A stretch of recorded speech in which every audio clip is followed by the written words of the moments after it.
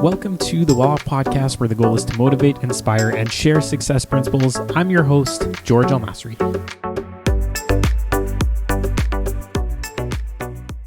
Today, I spoke to Darcy Marler for a second time. He was on the show last year, and at the time when I had spoken to him, things were very different for him. He still had a bunch of rental properties, and he wasn't in a really good place necessarily. I think a lot of the call today was a discussion around how having a big portfolio and chasing these large numbers won't necessarily lead to your happiness, and there has to be more of a focus on doing things and building your portfolio in a way that works with your lifestyle. So that was, as I mentioned, a big focus of the call today. I think just in general, we didn't necessarily dive into strategies so much, but we talked a lot about the psychology behind becoming a full-time investor and growing your portfolio. So I think you guys are really going to enjoy this if you're in a position now where you're still growing and you have these big goals. Just it's a good reminder for all of us to do the things that we love to do. So there you go. I hope you'll enjoy the episode. Make sure to share this with somebody who can hear it. There are a lot of people out there that are stuck in investing and that may not be very happy because of all the work they have to do and keeping up with other people and wanting to just chase those big numbers. So make sure to share it with someone who can listen to this message, and leave us a 5-star review on the Apple Podcast platform. And then finally, if you want to connect with me about some multi-unit opportunities, I always say this on every episode, but we do have some really cool things coming up, especially with the prices coming down a little bit in November 2022 right now. So we have a couple of cool projects, a triplex in Hamilton that we're interested in sharing some information on. So you could go to welloff.ca, book a call, or Instagram welloffx. There you go. Enjoy the episode. I'm here with Darcy for a second time. I was just reviewing things, and it looks like we recorded an episode early last year, which was released in July. So this is kind of a follow-up episode, and I'm glad you're able to join me again here today. I'm happy to do it. Really, really glad. Nice to see you again. Same here. So what have you been up to, I guess, in the last year? What's changed? What's life looking like for you now? Life's looking really good. I started a land development new construction course that's taken off really, really well. We've launched in January, and we've already up to like 135 students already. So all across North America. So it's doing really, really well. Awesome. And how do you manage to do that, considering every municipality is different? If you're in the States, it's definitely, the process is going to be a little different there as well. The individual, like the reports that they ask in every jurisdiction is different, but the process is all the same all over, right? So every place they'll do what's called like an area structure plan. They might call it something different, but it's kind of like, those computer simulation games where you're going to build a town and, I want the park to be over here and I want residential here and commercial there. So cities and towns and counties will do that 5, 10, 50 years out. And then, so that's what we teach. What is zoning? What is density? When you go and make your application, they're going to basically check what you want versus the rules, the bylaws of what they've already set up. And is that something we'd like or not? And so we teach the overall structure and process, and it works. That's remarkably similar all over U.S., Canada, Australia, Great Britain, all over like that part. Oh, yeah. Yeah, that makes sense. That's a good, cool way to create a system for that. Yeah. Yeah. And then your local team is there. Okay, here we need, because that's part of the thing too, is, and why we spend so much time in the course on picking the right municipality is because there's places that take 2 months to get your thing approved, and there's things that take 2 years, right? So what's the difference? Your local team, planner, civil engineer is going to know the difference there. So This group, the 2-month group, if you just give us, here's one page of things we need. If you do that, the administrative level of government will approve it or not. This place like Toronto, there's 11 pages you got to run through. Then there's 3 different committees you got to jump through, and then we got actual council is going to approve it. So yeah, it's really important to pick your spots and where you're going to invest. I guess that kind of helps you determine, being the one who's developed this program, it really helps you identify what are the easiest places to develop and where there are the least barriers and where are the most difficult places. If anybody knows me, I can go on rants, right, about government specifically. So I used to go on rants about, I live in Calgary, so I was, but actually Calgary's pretty good, actually. Edmonton and Calgary are good. What I love to tell the story is, Vancouver Island, Victoria's awful. Like Victoria's 2 years. But just up the street is a place called Langford. It's like 2 months. Parksville, Qualicum, other towns in the middle, they're like 6 months. Nanaimo's 8 months. East Souk, they could be a year and a half. So it's funny that just 50 minutes up the road, or even crossing the highway, it's completely different, right? So it is important that you kind of pick and choose. If you've heard kind of horror stories about land development and building new, it's probably because you're in a jurisdiction that's not very friendly to developers. But, Yeah. So pick your spot. Yeah, I was actually just in Qualicum Beach a few months ago for a wedding, and that was my first time there. Beautiful spot. Like, yeah, it's surprising how nice it is. I had no idea because I had never been to the west end of Canada before. Yes. So, just a little side note there. Yeah, you were telling me a bit about your kids before we started recording here. You said you've got some kids that grew up in the business. They were going to your flips, checking things out, and it just kind of turned them off from investing in real estate altogether. Tell us a little bit about that. What was it like for them growing up, and what are they interested in now? Well, they're 23, 24, 25. So kind of once my wife figured out how things work, we just popped them out like crazy. But so they were always kind of tagging along because they had to, right? Like, so my wife worked, so quite often, like, I was kind of Mr. Mom, and as I went to my job sites or whatever, they'd tag along, so they got to play on dirt piles and stuff like that. But actually, for the flips and the renovation type work that I did, I was kind of the king of nasty for a long time, and the nastier the better. I've had stuff that's, fire damage or grow ops or hoarders, or used to be owned by Cat Lady. I had one property where it was the roof leaked and it kind of sat empty for 2 years, and there was mushrooms and grass growing on the carpet, right? So I've seen some nasty. So that's kind of what the kids grew up in. And your question before was, are the kids involved? No, like, that just turned them right off. They don't want anything to do with real estate at this point. So maybe that'll change. But anyways, it's well, did they must have understood what the reason you're doing this. Like, you don't like going and dealing with these nasty properties and all the issues that come with it. I'm sure they kind of understand that, right? I think they did think that I liked it, to be honest with you. Because part of the joke too was I used to buy, like, my time I've owned close to 100 properties and 1,000 tenants kind of thing. So the joke was, for a while, I never saw a house that I didn't like kind of thing, right? So I was just buying everything. So I think they kind of saw that. So I think they did see the addiction side to it, maybe for a bit there too. So. Yeah. Just out of curiosity, what are your kids into now? What path did they choose? They've all graduated from college or university now. The oldest has got a psychology degree. The middle one is business management, and the youngest one is art. So she actually went to the Ontario College of Art and Design in Toronto there for a good bit. So so that's kind of where their passions are. Would you do things differently growing up? Like, I have a son now, and I was kind of thinking the same thing. I can bring him along just for him to see what it's like on construction sites and what we're doing and whatnot. But now you're kind of scaring me from doing that. Do you think you would have done things differently going back? I think I would have explained things more, right? Like, and actually, so I don't know if we touched on this before, but 5 years ago, I really wasn't happy with the whole thing, right? Like, I had all the success, but I didn't enjoy it, right? And by taking a step back, I realized, I'm not, like, I had close to 1,000 tenants. I can't say that I enjoyed any of that journey, right? Like, I didn't like it. And then on my projects, the flips and the condo conversions and that, I was on-site supervisor guy every day. I literally went to Rona at least once a weekday for 17 years and at least once on the weekend, right? And that's not me. I love to be creative. I love to learn all the time, so I get bored easy, right? So I think, so now, I've sold all my rentals. I have no rentals left, right? And because it just didn't bring me any joy. So if I'd have kind of figured that out, 2001 Darcy probably wouldn't have listened to you, but maybe 2010 Darcy would have. So if I could go back to 2010 Darcy and say, look, make sure your strategy matches your personality, right? Like, this is supposed to be fun too, right? So I think they saw part of that too, that kind of the part that I really didn't like it.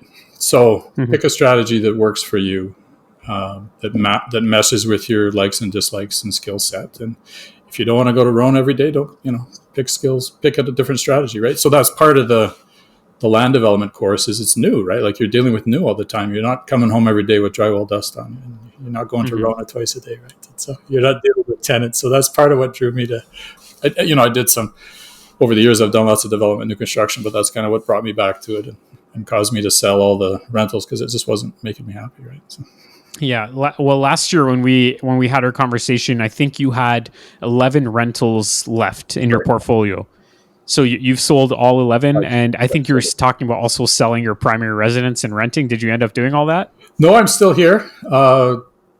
My son has moved out. The two girls are here, so they got to still have some place to live. So, but yeah. Yeah. So no, but yeah, it was. I wanted to sell much quicker, but the recession being what it was in Alberta the last few years, it took kind of an uptick in the market last year to kind of get rid of some of the more troubling properties I had. But yeah, so I'm much, I can honestly say I'm happier now than I've been in 30 years, to be honest with you, because Yeah. it's a real big change. Yeah, it was. I guess it was bogging you down, kind of managing all that. Were you self managing, or did you have a property management company? Well, if I had stuff in Calgary, I self managed, but I had stuff all over Alberta, so I had different management companies. And people ask me that when I say, I didn't like the journey. Well, didn't you have property management companies? Yeah, but you're saying that like that's going to make things better. It doesn't, to be honest with you. So I don't have very good stories to tell about property management companies either. But yeah, I don't try to dissuade people. If you're into rentals, fine. But it just wasn't my cup of tea at all. Yeah. Well, that's been the challenge for a lot of investors that I speak to, including myself. It's actually pretty hard sometimes finding a good property management company in certain areas. Like maybe if you're in downtown Toronto, I'm sure there would be some good ones there. But if you're going out an hour and a half away or longer from Toronto, it might be a little bit harder to find the right company, and that's been a challenge for a lot of people. Yeah, and I think even in the big cities, I just found. They're always into your pocket too much, right? Like what comes back at the end of the day isn't that much. I had one, we're in the middle of a recession here, and I had one in a town called Medicine Hat. They didn't work nights and weekends, right? So nobody's phoning anyway, but if you do get a phone call, like bend over backwards to get that person signed up. No, nights and weekends. Like, so really? So, I've had some that, I had one in Edmonton where I got fined twice for not having my snow cleared properly by the city of Edmonton, right? Like, really, that's kind of your basic part of your job, is to make sure that grass is cut and snow shoveled, right? So I've never had great success with. What I ended up doing was I would just put a Kijiji ad or Facebook Marketplace ad out for just somebody in the community, a landlord guy or gal to just do the kind of on-site stuff for me, and then I would still take care of setting the rents, and I'd take care of checking referrals and stuff like that. And I'd collect the money, like the money would come to me. But other than that, any of the on-site stuff, I just found a person, right? And it worked much better. Yeah. Sometimes that works pretty well. It just depends on what you want to focus on and how much you want to take on yourself. And in a perfect world, you would find a good property management company that will take care of everything. You don't have to worry about any issues with tenants there. And but it's easier said than done. But anyway, that's just how it is, I guess. Part of my problem too is because I was doing all this other stuff, flips and construction and all that. I knew what stuff cost, right? Or I knew what I could do it for. So then somebody would move out, and the management company would say, okay, well, it's time to update this unit, paint, flooring, all that. Yeah, fine, I agree. And they'd give me a quote that would be like 2 to 3 times higher than what I would spend. And I'd say, okay, well, I'll just do it myself. And they would say, well, sorry, we don't allow our clients to do that. And I said, okay, well, then we got a problem, because I ain't paying what you want to charge me. So I got fired by more property management companies than I actually ended up firing myself. But interesting. Okay, another thing that we were talking about last time you were on the show, you said that you had started exploring the Houston market. I think it was Dallas and Florida. You were looking in those markets there to start acquiring some properties. Tell us about what ended up happening with that project. I've actually made 2 trips to both. So Houston, actually, not Dallas, but I'm looking to buy 5 to 10 acres in Houston. It got slowed down a little bit by COVID, but in the last few months I've been down twice. So starting to make connections, kind of starting to figure out what's different. They do utilities really different down there than they do here in Canada. Canada, we kind of have it. You kind of just deal with the local municipality, and if you're in an urban setting, the city main water, the main natural gas is just in the street out in front of you. You just got to tie into it, right? So there, it's a little different. They got intermediate things called, or private companies called MUD, which is municipal utility districts. And it's actually kind of cool. So basically, it's a private company, and they'll go to a bond issue to raise 90 million or whatever. And then, so they install the utilities right on the outskirts of town, right? And then the developer would come in and put in the streets and everything and build houses. And then the people that live there would pay their monthly utility bills to this mud instead of a government utility, right? And then gradually the city grows and grows. And then eventually the municipality will actually buy out the mud dollar for dollar, as I understand it. So they get 20 years of people paying them monthly fees, and then they get their money back at the end. But the trouble is there's like 360 muds in the county that I'm looking for property in, right? So who do you hook up to, and how much is that going to cost? So there's a little bit of a learning curve there that I'm not used to. So that's kind of where I'm at. Mm-hmm. But that's part of the, I love to learn. I love that. So it's a blast going down there, just trying to figure this stuff out. So are you looking to develop there, or are you looking to just buy something that's already in place? No, so I've done some big developments, right? And there's kind of three parts to it. There's zoning and density changes, and then there's actually the land development, put the pipe in the ground, build the internal road, sever off, and then there's build the houses, right? So that whole thing takes a long time, and I recommend, I've done that, the whole thing, even at best on a larger project, that's 4 or 5 years. I recommend pick a lane, either do just the zoning part and sell that, or pipe in the ground. And that's what I want to do. I want to buy 5 acres of land and just actually develop it and then sell to builders. I don't want to actually build houses there per se. So I always say gotcha. pick a lane. Okay, that's cool. I never actually heard anyone say that before, but that does make sense. Just if you focus on the one thing, you can make some good money and get out, instead of trying to do it all. And then anytime you try to do everything, it kind of bogs you down. Well, the thing is, and actually nobody's talking about land development, new construction, right? So I'm the only guy. But anyway, so what happens is the exit strategy for the land developer is to sell to a builder, right? Exit strategy for the builder is to sell to the person that's going to sell or live in the house, right? So if you're both, now your buyer is the person that's going to live in the house, right? Well, fine, they're putting up a deposit, but that's not a lot of money to carry you through that entire time, right? So you end up having kind of money issues halfway through. You'll get some refinancing, whatever, but you're always kind of behind the 8 ball. You don't really have that flush influx of cash when you need it, right? So it just, that's why developers develop and builders build.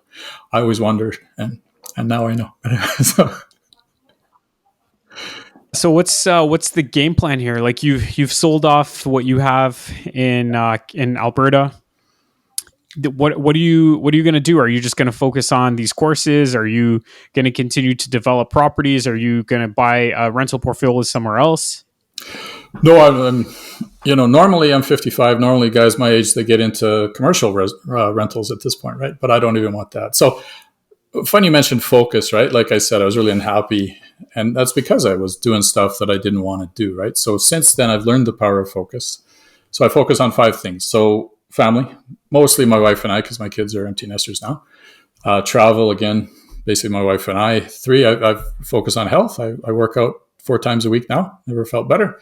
I hated real estate so much, I was just going to get right out of it. But I said, don't throw the baby out with the bathwater.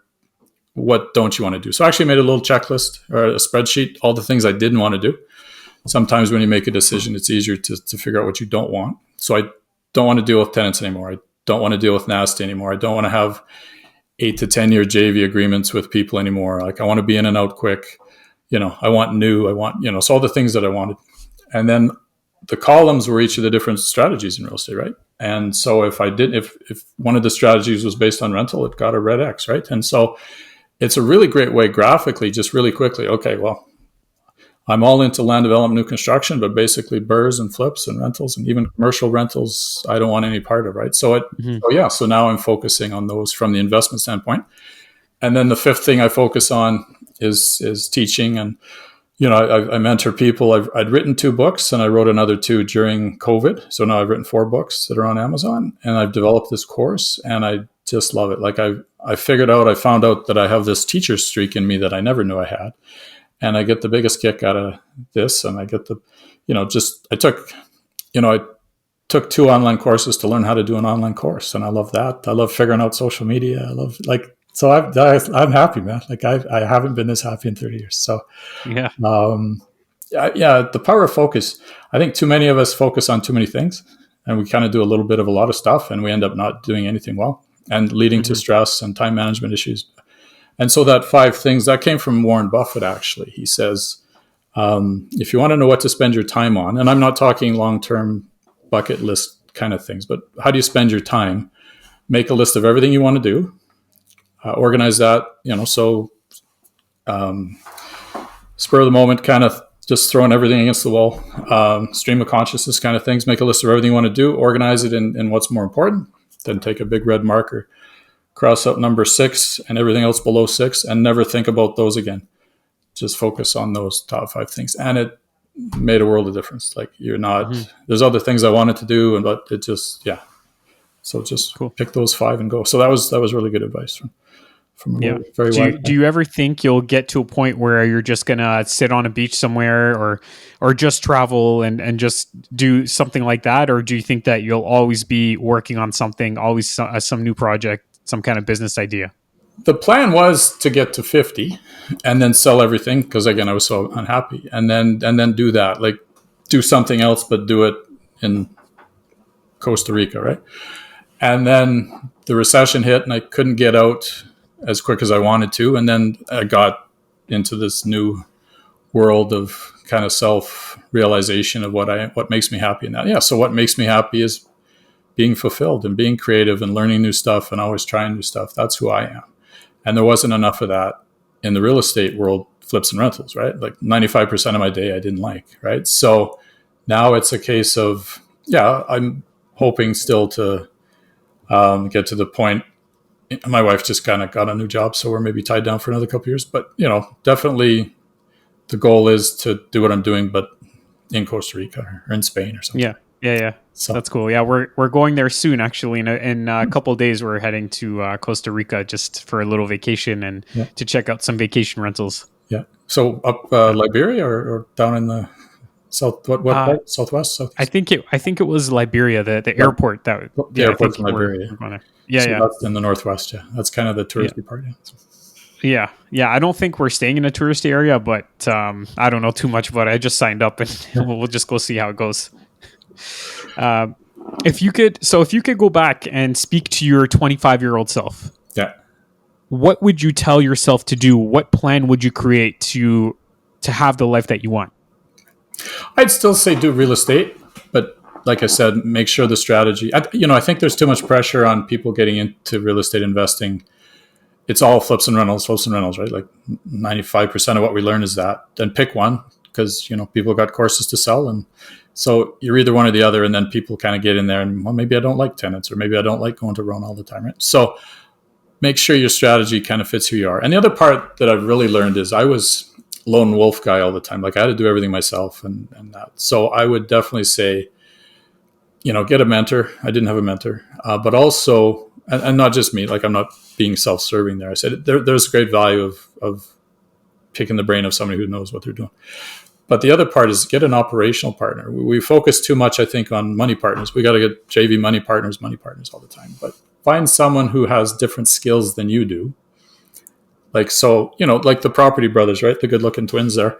One's all about sales and kind of the design, and the other guy's the hands-on guy, right? And so any of these TV shows, husband and wife, whatever, one's swinging the hammer and the other's picking tiles, right? Like, so, and worrying about the next, finding the next deal or getting the money together. So none of us are great at everything, right? So take a really good look inside. Where am I strong? What do I like? What makes me happy? And then I need a partner that kind of does the stuff. So I should have found operational partner person, because I love the hunt. I love looking for new product. I love everything. I love kind of everything up to when you get the keys. Most people get excited the day they get the keys to the new purchase. That was always kind of a down day for me. Oh, Christ, now I have to execute. Now I got a landlord, the singer, I got to fix up, right? Yeah. So I needed to find that person. And that was kind of my mistake. And that's what I would get, an operational part, whether it's a, brother, sister, best friend kind of thing, or just somebody you meet at a monthly meetup somewhere that's got skills different than what you have, right? and go hard Sure, with that. sure. I think it's important what you're saying there, to really reflect on what you like to do, what you don't like to do, because there's so many different aspects when it comes to investing. There's the acquisition, there's raising capital, there's managing the project, managing the tenants. If you're going to do that, so many different things. Yeah. So as an investor, a lot of times when you're starting out, you're doing everything, and Yeah. it's not scalable necessarily. You're not able to grow really fast if you do everything. But if, like you said, you find that operational partner that takes on some of the tasks, you can just focus on what you like and what you're good at, and that will really help you grow. Exactly. Yeah. And that's that, like, I could sit on the psychologist's couch and figure out why I had to be lone wolf guy, but we'll just say I learned not to be lone wolf guy in my older age. So. Yeah. Have you found an operational partner at this point? Yeah. So part of it is even operational partners. Part of it is just like, the part I didn't like was the on-site supervision part. Well, that's easy. There's a bazillion people in the world that are really good at construction, right? So the on-site stuff is easy enough, and you can find the architect and the civil engineer, in my case with the land development stuff, find good teams with realtors and stuff. So basically what I like to do is I like to hunt, right? So I focus on that. And then I've partnered with a couple of people that are really good at finding money, right? So perfect. Like, go find me some money and I'll find the property and I'll do the due diligence. And I've got a really good realtor in Houston, for example, and trying to find a good engineer and all that. But most of the stuff you can kind of contract. Like, nobody likes accounting, so you can always find a decent accountant, right? Oh man, I don't like accounting, and there's still accounting to do. Even if you have a good accountant, you still have to verify everything and look at it. That's one thing I wish I could just not pay attention to, but it's impossible. Yeah. So it's a mix of operational partner, but also if you're gonna be on-site supervisor or do your own on-site, then if you're not the operational partner, you need to find that person, right? One of you has to be that. I'm kind of backed up another step, and I said, no, I'll just hire a builder or a company that puts the pipe in the ground or whatever, right? So it depends on whether you want to be, if you're doing flips, for example, do you want to be on site every day managing the trades and go into Rona, or do you want to step back another step and just hire a contractor to do that, right? So it's how much you want to be involved, I guess, is the other question you should ask yourself. Yeah. So there you go. Just to kind of recap a little bit, if you go back to your 25-year-old self, don't try to do everything on your own. Don't be Mr. Lone Wolf, as you said, and find yourself a partner that complements your skills. Would there be any other tips that you would have for your 25-year-old self? Again, just make sure you're doing what you're, we teach our kids a lot to, you got to love what you do. I don't necessarily, yes, to a degree, but you should at least be in line with what makes you happy, right? So Jim Carrey, the comedian's got a great line about depression, and I'll paraphrase it because I keep forgetting it, but he basically says depression is your subconscious telling you that it's tired of living another role, right? So I was landlord guy and on-site supervisor guy, and I wasn't happy. That's not me, right? So finally my subconscious says, stop this already. Like, you're not not happy, do something else. So what, so again, it's focus on what? Well, okay, now I focus on these 5 things. And so it's not overnight, it takes time. It took me a long time to sell these properties. But it's a systematic, okay, I don't want to do this, so let's get me out of that. And I want more of this. So how do I get more into that, right? So it takes time, but it can be done for sure. I think it's important for you to share all this, because I'm sure there are people that are listening that are thinking, well, you had over 100 properties or whatever amount of properties, and how can you not be happy? Like, how is it possible that you've accomplished so much? Maybe some people would love to be there, and then you just realize that having those 100 properties doesn't necessarily lead to your happiness, just like having $10 million may not lead to your happiness. Right. You just need to do what keeps you happy every day, and don't push yourself into a corner where you're forced to do all these things you don't like just to have a certain number of doors or whatever. Yeah. And first, I grew up in an era in the 80s when all the books told you that to build net worth, right? Like, kind of the first major book, Robert Allen, No Money Down, it was about growing your net worth, right? So, okay, well, that's how you do it, right? You got to grow your net worth. Even going way back, William Nickerson, how I turned $1,000 into $1 million or something. It was all about just bit by bit growing your net worth. So that's what my headspace was all about. Mm-hmm. And then, there's several times when I was a multimillionaire on paper, but I couldn't buy groceries, kind of thing, right? Because you're asset rich and cash poor. Yeah. Okay, well, that's not working. So again, it's cash flow is way more important, So, and when I found out, one of the things about doing this course is I've talked to lots of people to kind of do the research of what should go into the course. And the vast, vast, vast majority of people don't want the Lamborghini lifestyle with, all these books and the courses. They got the guru leaning against the Lamborghini with the Learjet in the background. Almost nobody wants that. Young kids maybe, but most people are just happy. I like my life. I like my wife. I like my kids. If I just had a little bit more money and a little bit more time and a little bit more freedom, that would be a pretty good life, right? So it gives you options, right? So as you're sitting there kind of deciding what you want to do, take that into account too. Like, how much money do you need? It's about cash flow, but how much money realistically do you need? And as I'm getting older and I'm kind of investigating some of this retirement stuff, you can live a lot of nice places, Portugal, Panama, on $2,000 to $3,000 US a month. Well, I don't need the millions for that, right? So again, part of the mindset, there's been a lot of clarity in the last 4 or 5 years, I guess, is kind of what's important. No, it makes sense. Yeah, I think sometimes we get caught up in wanting to just build, grow the portfolio. And then, as you said, at the end of the day, what you really want is a lifestyle, a good lifestyle. And you have to have that vision and those specific goals. So that's an important point as well. Yeah, because it's, I was empire builder guy for a long time and got the numbers. I can list off my bio. It's pretty impressive. But again, not happy at the end of the day. So what are you going to do? Yeah. So cool. Yeah. All right. Do you feel like there is any last things you want to share here before we finish things off? Any final words to the audience? No, just like I said, spend some time figuring out who you are before you dive head first into a specific real estate strategy.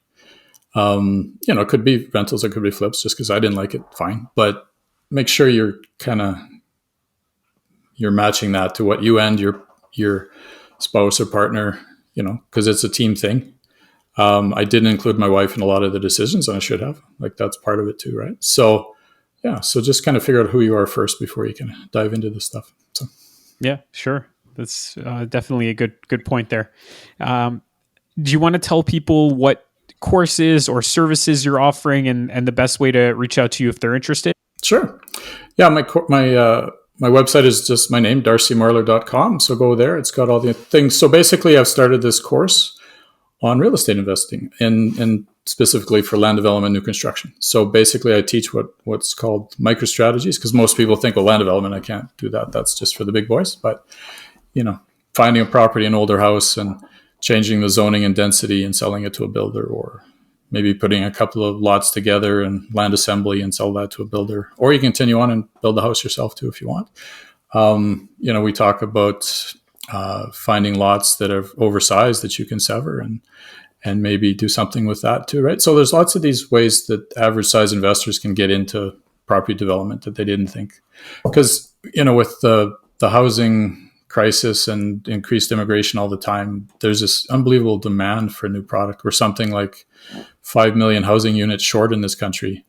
And fine, the big guys are going to do what they do on the outskirts of town. But, the average investor can tear down a house and build a fourplex, right? And so, we can make money and meet this demand with supply, one old house at a time, as I call it. So I'm really the only guy talking about this or doing it. So if you're interested, go to the website and I've got YouTube videos, so you can check out a couple of YouTube videos and figure out what I'm all about and all that. But yeah, the course is doing really well. And for those of you that kind of aren't enamored with the traditional flip and rental world for whatever reason, check us out. It's a really good option. You can deal with new instead of old stuff all the time. Yeah, we'll definitely include the website in the show notes so that anyone interested can check it out there. Darcy, I appreciate you sharing all this. I think it was eye-opening to share your story and how having a big portfolio doesn't necessarily lead to happiness. I appreciate that. typically, you hear all these people, I'm really successful, and but nobody talks about the downside, right? Like, what if you don't like this stuff, right? What if you're not happy, right? So, yeah, I think it's important to get that word out there too. So. Sure. Yeah, for sure. All right, Darcy, appreciate your time and enjoy the rest of your day. Thank you very much. Thanks for listening to this episode. Your support is truly appreciated. And if you can share this with a friend or family member that might benefit from the information, remember, our goal is to motivate and inspire others to take action and to build wealth and to become well off. Enjoy the rest of your day.